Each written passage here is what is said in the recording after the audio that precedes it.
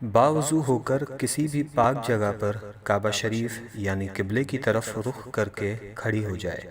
چہرے پر نقاب نہ لگائے، قدموں کو سیدھا قبلے کی طرف رکھے، نظر سجدہ گاہ کی طرف رکھے۔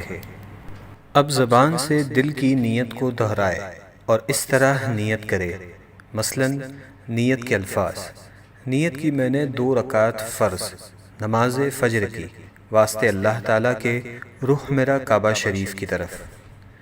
نیت کے الفاظ زبان سے ادا کرنا فرض یا واجب نہیں بلکہ مستحب ہے۔ اب اللہ اکبر کہتے ہوئے نماز شروع کرے۔ دونوں ہاتھوں کو اس طرح کاندھوں تک اٹھائے کہ ہتھیلیوں کا رخ قبلے کی طرف ہو اور چادر سے باہر نہ نکالے۔ ہاتھوں کو کانوں تک نہ اٹھائے۔ اب دونوں ہاتھوں کو نیچے لائے اور الٹی ہتھیلی سینے پر چھاتی کے نیچے رکھ کر اس کے اوپر سیدھی ہتھیلی رکھے۔ اب ثنا پڑھے۔ ثنا پڑھنا سنت ہے۔ ثنا کے بعد تعوذ اور تسمیہ یعنی اعوذ باللہ من الشیطان الرجیم بسم اللہ الرحمن الرحیم پڑھے۔ اس کے بعد سورہ فاتحہ پڑھے اور قرآن کی کوئی بھی چھوٹی سورہ یا 3 چھوٹی آیات یا 1 بڑی آیت پڑھے۔ اب اللہ اکبر کہتے ہوئے بغیر ہاتھوں کو اٹھائے رکوع میں جائے۔ رکوع میں تھوڑا جھکیے یعنی اتنا کہ ہاتھ گھٹنوں پر ہو، زور نہ دیجیے اور گھٹنوں کو نہ پکڑیے، اور انگلیاں ملی ہوئی اور پاؤں جھکے ہوئے رکھیے۔ مردوں کی طرح خوب سیدھے نہ کرے۔ حدیث: حضرت عبداللہ بن مسعود رضی اللہ عنہ نے فرمایا کہ کیا میں تم کو اللہ کے رسول صلی اللہ علیہ وسلم کی نماز پڑھ کر نہ دکھاؤں؟ پھر انہوں نے نماز پڑھی اور تکبیر تحریمہ کے علاوہ کہیں بھی رفع یدین نہیں کیا۔ مصنف ابن ابی شیبہ۔ اب کم سے کم 3 مرتبہ یہ تسبیح پڑھے: سبحان ربی العظیم، سبحان ربی العظیم، سبحان ربی العظیم۔ اب رکوع سے سر اٹھائے اور بالکل سیدھے کھڑے ہو جائے اور دونوں ہاتھ کو نہ اٹھائے اور کہے سمیع اللہ لمن حمدہ ربنا ولک الحمد۔ اب بغیر ہاتھوں کو اٹھائے اللہ اکبر کہتے ہوئے سجدے میں جائے۔ سجدے میں جاتے وقت پہلے گھٹنوں کو زمین پر رکھے پھر ہاتھوں کو رکھے۔ سجدے میں جاتے وقت پہلے ہاتھوں کو زمین پر اور بعد میں گھٹنوں کو نہ رکھے۔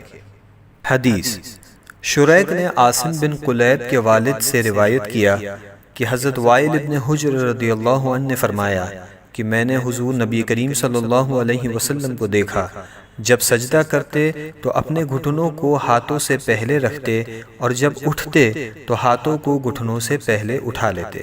سنن ابو داؤد۔